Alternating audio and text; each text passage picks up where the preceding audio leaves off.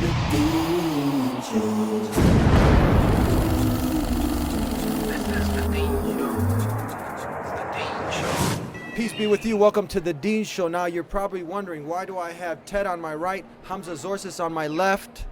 And we're here at MAS ICNA. We have our brother in humanity, and we're going to be talking about some very important topics, purpose of life. We got a person who's really curious about what's the meaning of life, and we're going to be discussing all this and more on this week's episode of The Dean Show. Don't go anywhere. We'll be right back.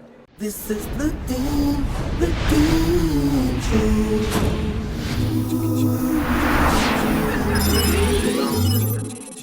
This is the Dean Show. This is the Dean Show. This is the Dean Show. This is the Dean Show. This is the Dean Show. This is the Dean Show. This is the Dean Show. This is the Dean Show. Back here on the Dean Show. How are you, Ted? Peace, Amazing. peace, Thank peace. You so much.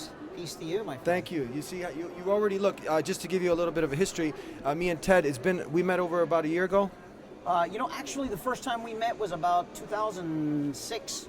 2006. The very first time I went to a class with you. Yes, and then somehow we ended up at the mosque. Yeah. Well, years later, we wound up at a mosque. We ended up at the mosque. You got to, you're inquisitive. That's what I like about you. You're open-minded, willing to learn. And we're at the mosque. You met a scholar of Islam, Abdullah Hakim Quick. Abdullah, the Sheikh. Yeah. Yes, we talked a little bit about amazing. History, Christianity, and whatnot. And somehow now we're here today at the MAS ICNA with my brother, also Hamza Tzortzis, my brother in humanity, Ted, and we're having a nice discussion. Alhamdulillah. How you been? Good, bro. Assalamu alaikum. Alaikum salam. Peace be with you. Alaikum salam. to see you, bro. Good to see you again. Good to see you. Good Good to see Ted, man. Good. First time He's you a great guys. guy. First To time be you guys honest, are meeting. It's really good to be seen.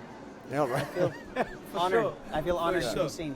So the objective of the Dean Show is to try to, as we have the bumper sticker showing, to help people identify what the purpose of life is. Many people are worshiping money, fame, status. They're blindly walking out there, just getting involved in all sorts of things. But Islam, we feel, really gives humanity the solution to all the social problems, fills the heart with that void that is missing. So the Dean Show really, along with clearing many of the misconceptions, a lot of misconceptions about Islam, and Hamza Tzortzis is one of those also who's out there helping, deliver, to the people the correct information about Islam, along with the Dean Show.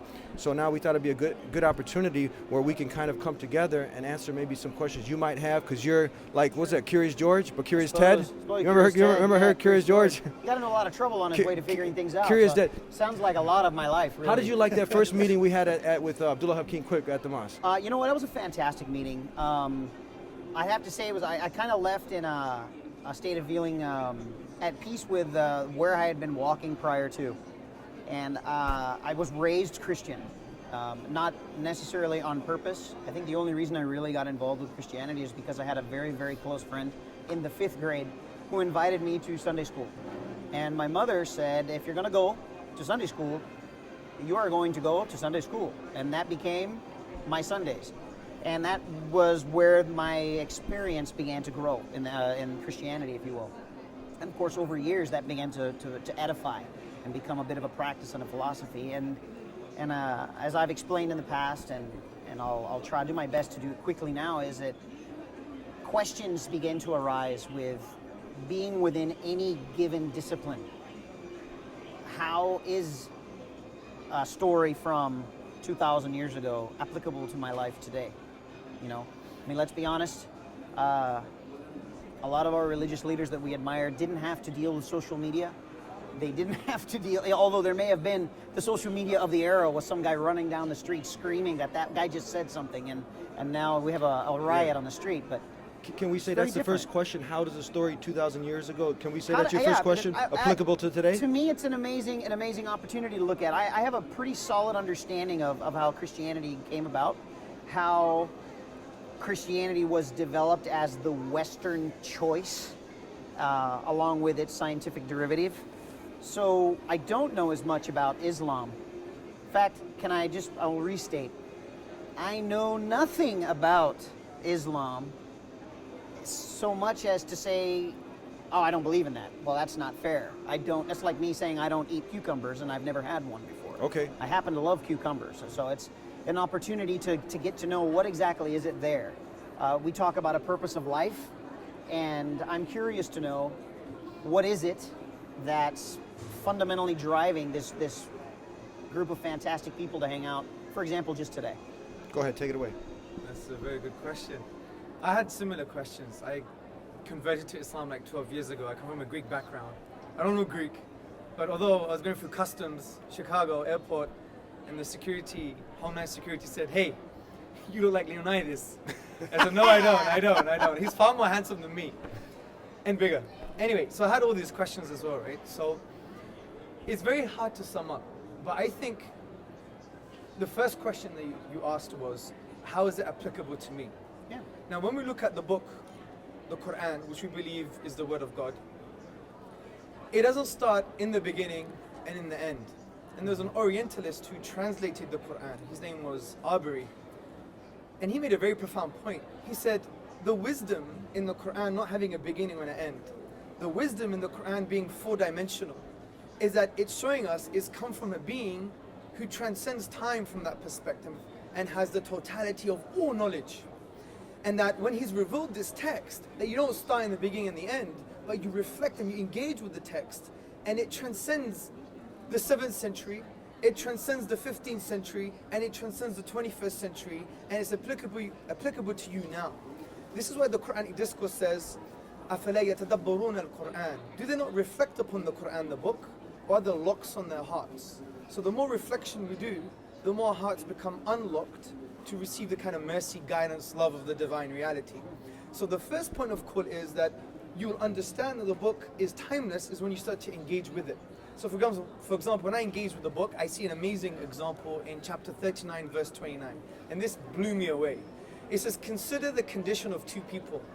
One person is a slave to many slave masters, and they're all quarreling. Or the person who's a slave to one.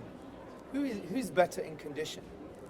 And all praise is due to God. Now, the way I reflect on that from my personal perspective, and many of the ulama, which means scholars, reflected on this was, hey, and you will understand this because before we talked about existentialism. You're thrown into existence. You didn't choose you're going to be white. You didn't choose you're going to have ginger hair. You didn't choose your DNA. You didn't choose your parents. No sense in even being proud of it. You know? You didn't choose your ethnicity. And you didn't choose how gorgeous it's going to be, mashallah, tabarakallah. I'm not sure about that. That beard is very well groomed. It is. I'm going to say. He looks great. So the point is, we had no choice in our social economic circumstances or the context that we were brought up in, right? So we had no choice. Not only this, we didn't have a choice in the kind of system we were brought up in. You know, L'Oreal because I'm worth it, this kind of individualism, this materialism. So what God is basically saying is that you're thrown into existence and you had no choice. Now the question is, are you going to be a slave to that? Sure. Then there's another point. You have your own desires and your own ego and instincts. Are you going to be enslaved to your desires and your ego and your instincts? Or are you going to transcend that? Are you going to be like a cow grazing and just eating grass and making babies and dying? Is that your existence? So what the Quran is saying is, if you're not enslaved to something, you're always going to be a slave, basically. So the Quran is saying, choose your servitude. You're either a slave to society, a slave to your ego, a slave to your biology, a slave to your context, or you're enslaved, you're in service to the one that created you, and he knows you better than you know yourself, and he loves you more than your mothers love you. This is the summary of what the Quran is trying to say. We're going to take a break with that said, and we'll be right back with more with Ted and Hamza here on The Deen Show. Don't go anywhere. I want you to imagine you wake up and in front of you are a bunch of guys running around kicking a ball. No goals, no lines, no rules. What would you think? But is that your life? Surely every sport has its goal. Every game has its end. It has its objective. It has its rules. How about life? How about our life? Isn't there a goal to life? Isn't there a purpose, an objective that we have to reach? We think so. The Quran tells us that we exist in order to worship God, and worshiping God means knowing God. As the Quran says, وَمَا خَلَقْتُ الْجِنَّ وَالْإِنسَ إِلَّا لِيَعْبُدُونَ. Worship though is not some narrow, small thing. It's wide, it's vast, it encompasses everything that the human being does. Everything that you do, everything that you think, everything that you feel can be done, thought, said, felt in a way that is either pleasing or displeasing to God. The purpose of life is to try and do everything in a way that God loves and God is pleased with. That is your goal. Please subscribe to The Dean Show. Follow us on our official Facebook and Twitter pages in the links below. Please also help support The Dean Show by making a donation in the link below. Back here on The Dean Show, we're having an enlightening conversation, sharing. And this is real important that we as human beings, we come together, we try to understand each other, especially today's day and age. You know, you have a lot of misconceptions about Muslims and Islam. But now, when you sit, we've gotten to have some discussions. Now you're getting to have another discussion with Hamza Tzortzis. And how do you like what he had to say? Hamza presents a fantastic and eloquent description of all of this. And we spoke earlier, and we did share, we have common interest in existentialism and common interest in health. And again, getting back to, I guess, the foundation of humanity is that we do share common interests. I've been to so many different religious events, and there's a fundamental end to each of these events, and that is, you know, we're looking to live this given opportunity of life in the fullest, happiest, loving, sharing possible way. And then they mar it with a series of the moral compass that lies within each one of the practices. And so I guess where my fundamental question lies is, and it was a question maybe never asked by Aristotle, if he would have just done us the favor and asked the question to begin with, we'd be a lot happier as a group. And that we don't know why we need a moral compass. So I guess I'm inventing a new moral compass and saying that it's okay for you to have your moral compass. And I want to ask of you the permission for me to obtain my own. And then, again, unlocking, as you said, reflecting, digging inward, reflecting on that. I thought that was a fantastic description of it all. But getting to the point of why we should have this, why we gotta have it. I guess we got some why. I'm like that annoying 2-year-old that asks, why is this? You give an answer, that why is this? And they just keep doing it over and over again until the answers suffice. I'm gonna risk evaluating the entire thing, and in the hopes that it's not done in a way that offends anyone. I would equate it to this: if we were to sit here, the three of us right now, and envision a perfect circle. While I can envision a perfect circle, if each of us were to grab a pen and draw our circle as an attempt to interpret our visualization of that perfect circle, our physical manifestation of that circle would be probably less than perfect. Sure. We've developed tools to help us create better looking circles, right? And we're getting much better at taking this concept of this perfect world, this utopia of loving and sharing and living amongst one another. The ultimate goal of how this all starts is learning how to get along with one another in the world. I guess if I were to compare it to existing models of technology, software hits the market as a beta version. And after that, it gets purified. We find bugs, we get them out of the way. This doesn't work, we don't need this. This would be really nice, let's add this. And we've been doing this as humanity within every single facet of life since we've been here. We're in beta. Sure. We're improving the existence of life. I guess for me, I can tell you that 10 years ago, in a room surrounded by Muslims, I might not have been very comfortable. Chances are I would have been very uncomfortable. Are you comfortable now? Are you kidding me? I'm in the bowl of water that I belong. I'm in a, You feel like you're where you belong? Always. And this is Okay. the problem. If I'm now, this is where the arrival of my current place in life is that I'm so willing to just let people be happy where they are without interfering and judging them for their current decisions, without judging them for where they are in their beta version of materializing the life they want to live. that it's easier for me to feel comfortable.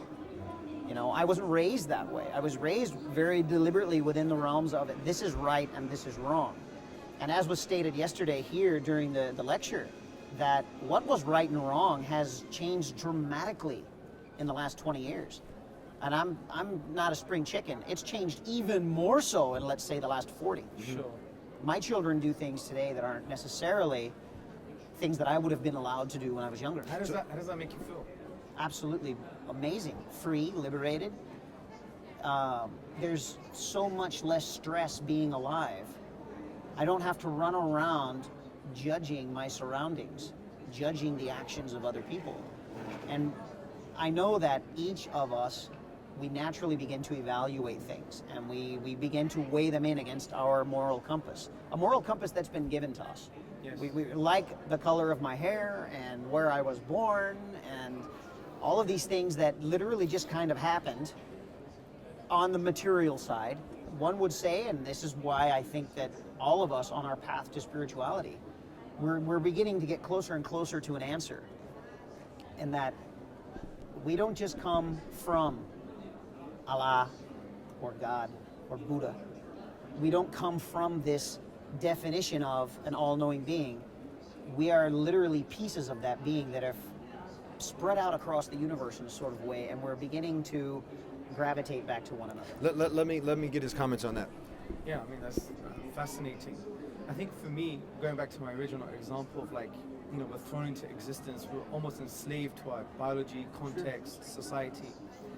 For me, the way to achieve that liberation that you're actually talking about is actually changing your state of servitude and slavery, if you like.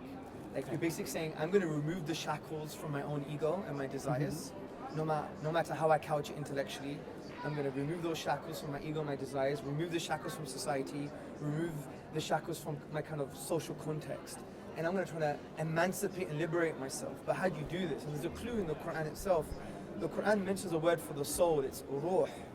And the word ruh shares the same root, Arabic root, as the word raha, which means serenity and liberty. So as if the soul wants to achieve that liberty, right?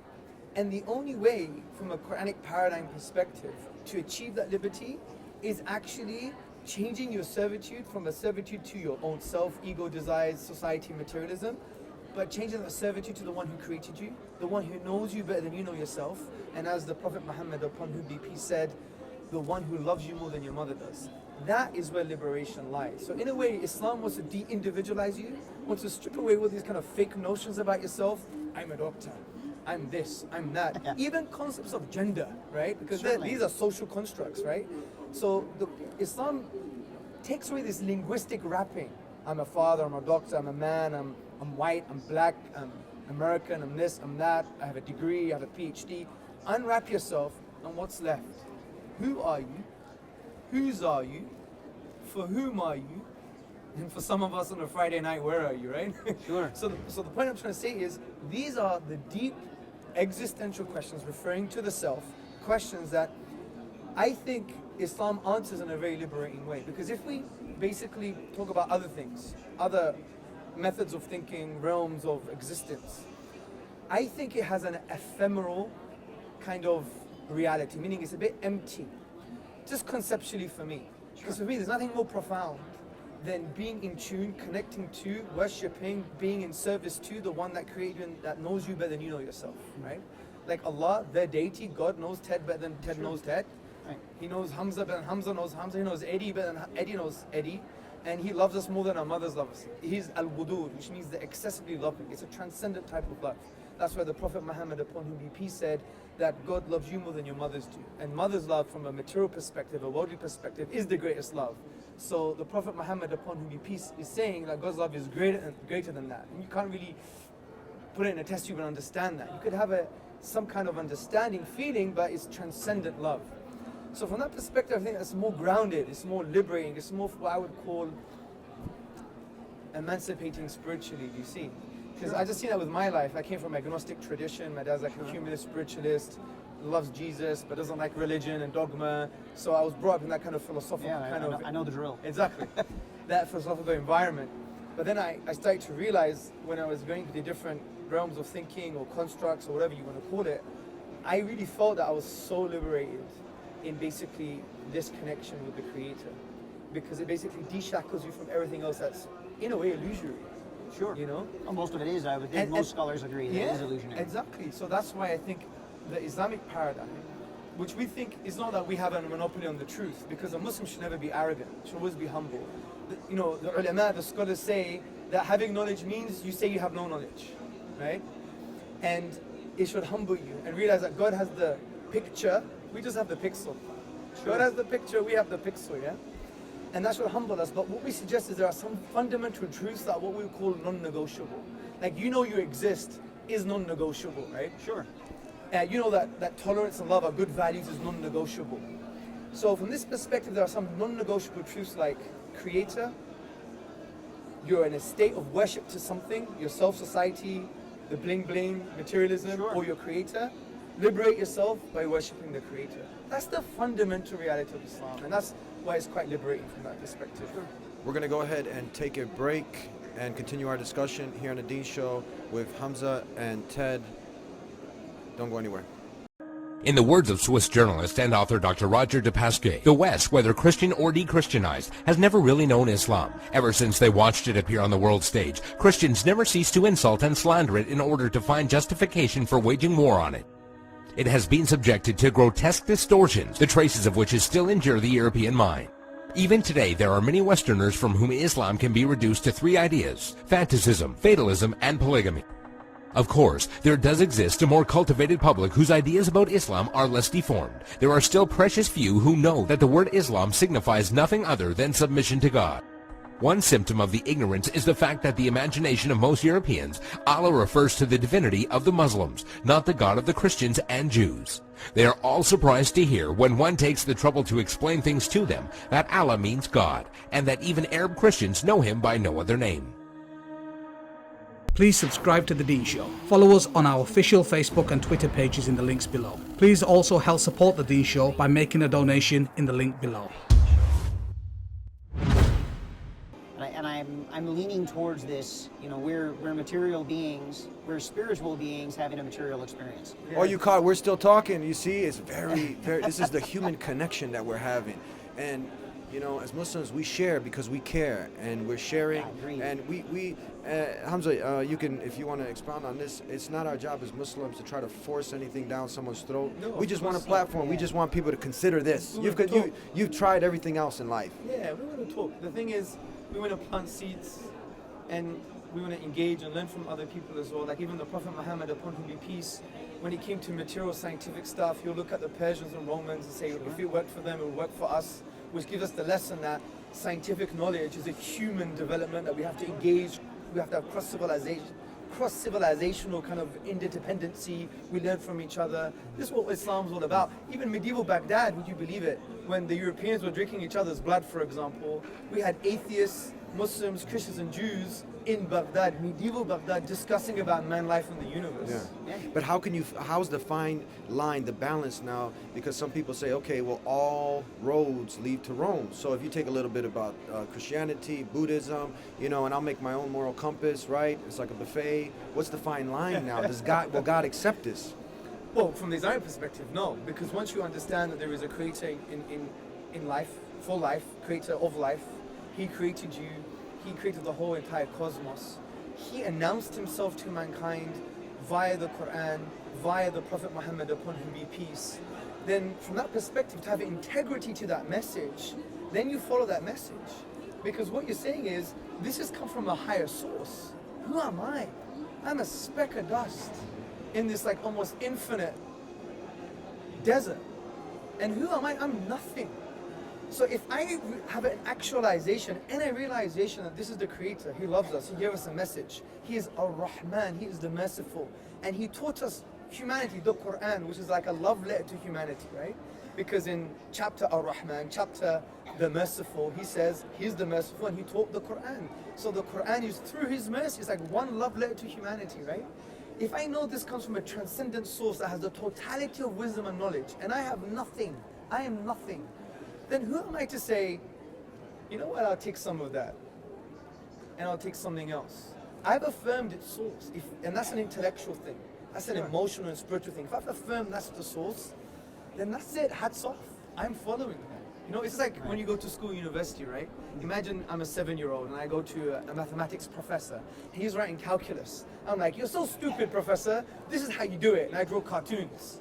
Who are you going to believe? You may know nothing about calculus. You may know nothing about cartoons. But you're going to believe him because he is the authority. So if God is the authority concerning wisdom, knowledge, etc., spirituality, the moral grounding for our lives, because there are some things that we know are morally true, it's never going to change. If I were to shoot in the head for no reason, I don't care what society says, it's wrong, right? Your bottom line lies to that. There's the segue to part of where I'm standing on this, and that we're agreeing that it all comes from Allah, and for the sake of this conversation, and there I'll give that, and respectfully so. I find it remarkably difficult to stand in a position where I can make a decision that this yes comes from him and this no. The agreement is that all things come from. You're giving us something now. This is so good. Okay, come on. If all things come from Allah, how are we choosing this moral directionality? And I'm going to agree to this. Why would I say committing murder, killing another person? Deep down in the depths of who we are, that violence is derived in an effort to defend a position in our life, not a posture of being a human being, but the position of standing in a belief. This is the conflict that lies amongst religions. This is potentially my goal in life, is to dissolve that. That needs to stop. So how would you summarize this in a question now? And the question is, I feel how something are you hot choosing? coming. Give it to him. How is it that you're genuinely choosing that this is Allah's message, when we know already within the Quran, and I don't know, when I say we, I'm including myself in this because you're sharing it with me, we know that it all comes from him. And if it all comes from him, just like a watch comes to you from a box with all of the parts that it requires to be a watch, humanity has come with all of the parts that it requires to be humanity. But that's the point. So that's Allah dropping in on it, right? That's there. When I buy a watch, not that I wear one. Yeah, me neither. I hate things that I just find it very difficult. Like say I buy, let's take the watch, make it to an iPhone or Okay. Samsung. Sure, something that whatever. we use today. In that box, you have a manual. Yeah. Now, you could say, let me live my life trial and error. But the problem with this is, not that error is wrong. Because the Prophet Muhammad, upon whom he said that the son of Adam sins, and the best of all sinners are those who turn back to God. They repent to God, who just turn back to him. Error is not a problem, but just using that as a method for life, you're always going to fall in some error. So what the manual does is, if you really want to have a holistic understanding of what's going on, just understand the manual, read it. So what God has done, he's sent us life, he's given us life, and he's given us a manual, which we call the Quran. So the question lies, if everything is based on this book, then what good reasons do we have to believe in this book? Let me give you a hypothetical scenario, because we may not have much time to discuss why I think this book is transcendent, it's from the divine. If, and I need to be very sincere, to look right into your heart, explore and swim into the oceans of your beautiful heart, and I want you to answer this question. If we could show good reasons, intellectually, rationally, spiritually, humanly, whatever, that this book can be attributed to the divine, forget Quran, say book X. Say we had book X. Yeah, whatever source it be. Book X. If we showed good reasons it came from the divine, would you play with the possibility that you would submit your whole life based on this message? If you can show that's that a precise position. That's the precise position that I stand in today, and that there has to be something in continence of us understanding. When I see religion, and I face religion like I would my neighbor who was my best friend, my dinner table had a very specific set of rules, and we ate meals and we lived very happily at our dinner table. And at my friend's house, when I had dinner, the rules were different. Of course. Now, I loved my friend growing up, and he loved me, and we're great friends today after many, many, many years. And the rules by which we grew up under were different. The very same thing I can say with Islam. I'm not going to stand here and say that they're wrong. That's besmirching this position. We have to have conversations, right, and connect with one another. But the question is, would I follow it? Of course. Am I following it? Most likely. If you looked at my day-to-day life right now, you would probably say, yeah, he's doing it and he doesn't even know. You got a beard. Well, you know, I grew it myself, you know, or it grew for itself. I don't know. Well, yet, the funny but thing about the beard, you don't have to do anything. It's the easiest thing to do. Just don't do nothing. just be, and there it is. But that's the point. So if we're in a very beautiful, critical place where we are sincere and we understand, if book X could be reasoned to be from the transcendent, the divine, it's a sign to the divine, then we would align our lives towards it. So maybe the next question is, and a very human discussion is, do I, as a Muslim, have good reasons to believe in the Quran? And that would be a profound discussion to have. This is amazing conversation that's happening. We're almost out of time. There's I no mean, other people point are to glued to the anything screens. else. I mean, we're getting some great flow of questions going through, back and forth. We're connecting. You guys, I'm sure you want to engage, have them engage some more. So don't go anywhere. We'll be right back with more of this really captivating, enlightening conversation between Hamza and Ted here on The Dean Show. Don't go anywhere. Please subscribe to The Dean Show. Follow us on our official Facebook and Twitter pages in the links below. Please also help support The Dean Show by making a donation in the link below.